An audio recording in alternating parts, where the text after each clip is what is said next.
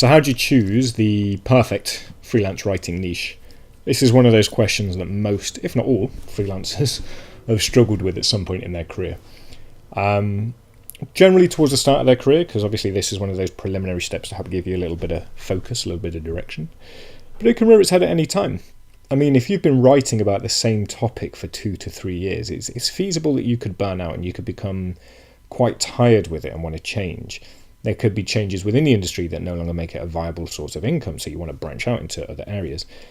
But whether you are a new freelancer who's looking to get their first niche nailed down, or you're looking to expand into new areas, this often seems like a very difficult question. A lot of people really struggle with this, and I can't blame them. I mean,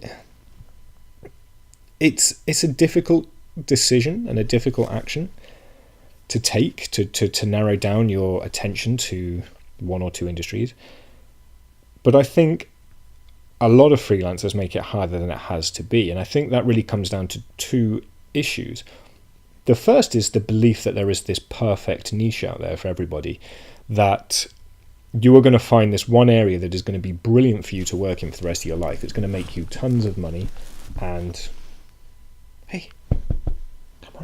it's going to make you tons of money and you're going to be so happy to cover it, and you're never going to get tired. But the thing is, you are going to develop as a person and as a writer. What you are interested in today is not going to be what you're interested in 2 to 3 years. What you know about today, you're going to learn about different areas in 2 to 3 years. As a writer, you're going to be able to write new things in 2 to 3 years because you're going to have more experience and be able to approach new clients in different areas because of this. So rather than think about what's going to be perfect for me for a lifetime of freelancing freedom, look at what's great for now. Look at what you can start doing now to build that portfolio, to earn some money, and to get your toes wet, really. The other big issue that I think is it lies with the advice that people give online.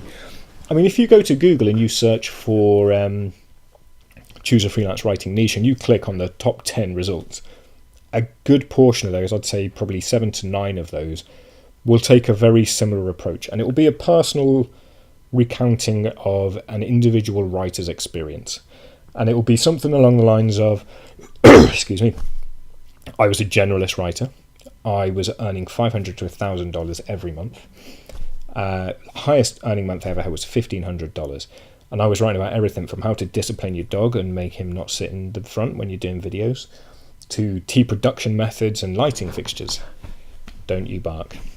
And there was no overlap between these areas, and I was burning out because I was writing so much, and because I was never an expert, I could never charge higher rates, and I was this massive ball of stress. I was never happy. I could never make rent. And then one day I decided to niche down and focus all my attention on this one specific industry, and within a month I'd earned $2,000, highest I'd ever earned. Within 3 months, dub, I'd earned $5,000, $7,000, $10,000. I was, in a better place financially than I'd ever been. I was happier than I'd ever been, and this was perfect for me. And I'm not questioning the truth or veracity of any of these stories. I'm sure that they are 100% true because I did something very similar myself. My issue lies with how many people take this approach and give that same message, and how much importance they place upon that choosing of their niche. Because what that does to those who are less experienced is it makes it into this almost insurmountable task. It makes it into this very intimidating decision. It gives the impression that if you get this wrong, you're screwed. You're never going to make money as a freelance writer, which is just not true.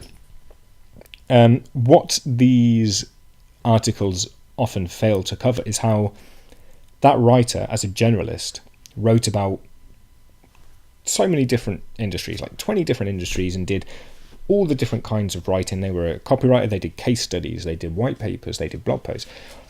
And with each one, it was a slow process of elimination. Can't say that.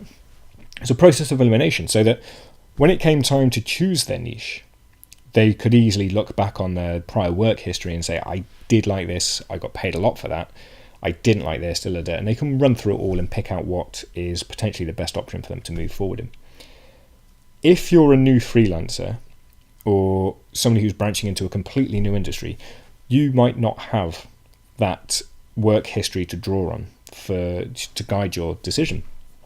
And so it leads to this belief that you have to sit there and you just pluck a potential niche idea out of the air, which is just not how it happens.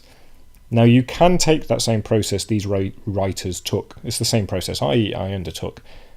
Just write about as many things as you can and try and pick out what works for you. Or what I would recommend is that you thin that down to 2 or 3 viable niches where there's money to be made, and you focus your attention on those 2 or 3 and optimize from there. You'll make more money in a much faster time frame doing this. And to choose your niche in this method, or choose 2 or 3 viables, shouldn't take more than an hour. All you need is a pen and paper, and it's a simple 3-step process, and I'll run you through it now.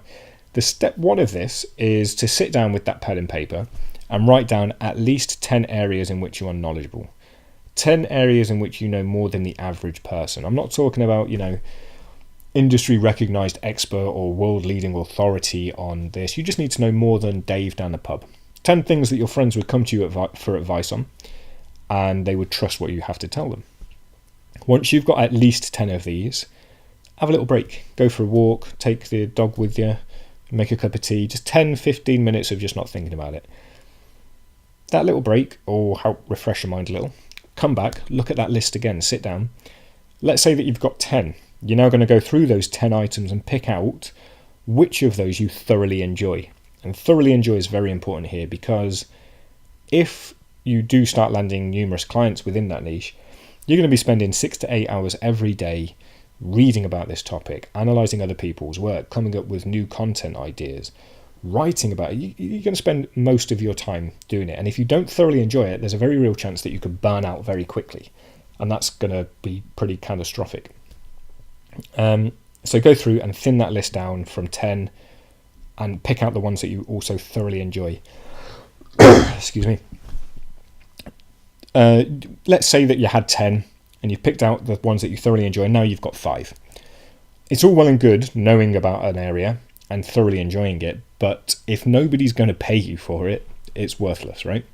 This is what a lot of freelancers tend to get wrong. They think that they need to come up with something brand new. They turn into inventors and they want to create a new industry. And I hate to break it to you, if there isn't somebody already working on this, chances are somebody's tried and failed. You've got to try and look for existing markets. Dub, don't bark. You've got to look for existing markets to enter into, rather than create something of your own. Come here. Oh, he's going to go crazy. We were so close to getting through this video without him barking. Very annoying. So yeah, you have to make sure that there's a market. So you've got your 5 items that you're knowledgeable about and that you enjoy. Come here. What you're going to do now is go to Google and see if there are other people willing to hire you to write about this. So let's say that you chose digital marketing. That's a little too broad. So let's say PPC marketing as a subsection of digital marketing. You're going to go to Google and you're going to search for PPC marketing blogs, businesses, service providers, anything you can where people might want to produce content for them. Go to their websites and look to see if they're hiring anybody. Go to print publications, if there are any, and look to see what their freelancer process is, how they hire anybody. If there are numerous sites and publications and businesses that will pay people to write for them on that topic, it's good potential there. It's a potentially viable niche. If you want to double check, you can go to LinkedIn and search for content writers, content managers, copywriters, journalists, PR people, different writing related titles within your niche. So if it was PPC marketing, you might be like PPC marketing or PPC content writer, digital marketing content writers, whatever. If there's a number of other writers who are already earning a living, there's a chance that you could also be earning a living. So that's basically the yes on that third column, and that will thin it down again. So you might have had 5, now you might have 3. So what you're looking for is a yes on if you're knowledgeable, a yes on if you enjoy it, and a yes on if there's a market. If it's a yes, it's a viable market. The next step is to simply start writing, to start reaching out to those publications who hire writers with potential article ideas to offer them free advice on how to improve their current content marketing efforts, their current copywriting, how their press releases could be, finessed to get better results. There's no extra step in here. It is that 3 steps to choose a viable niche, and then just start reaching out to people, start writing about that topic to, show your expertise. Within 2 to 3 weeks, you'll learn far more about whether that is a viable niche for you than if you were to sit there and stare at the wall and try and pluck something out of thin air. That's just not how it's done. You've got to get out there and start writing about things. This 3-step method will help you narrow your focus on some of the more viable options. And sure, they won't all work out. That's part of the process. But you'll have a much better hit rate and a much better success rate by picking 2 to 3 viables at the very beginning like this, and then just working hard to make a business out of them. To help you get through it, there's a couple of downloadable sheets in the article below. Just scroll through. I'll probably pop a link right below this video as well to make it easier. If you have any questions, feel free to reach out either in the comments, via email, Facebook, Twitter, whatever. I'll be there to answer them as soon as I can, as long as I'm not wrestling this guy down to stop barking at UPS men. But that's it. Follow this 3-step process. You'll come up with some viable niches, then just start writing. That's really it. It's not as complicated as many people like to make it out to be. Good luck.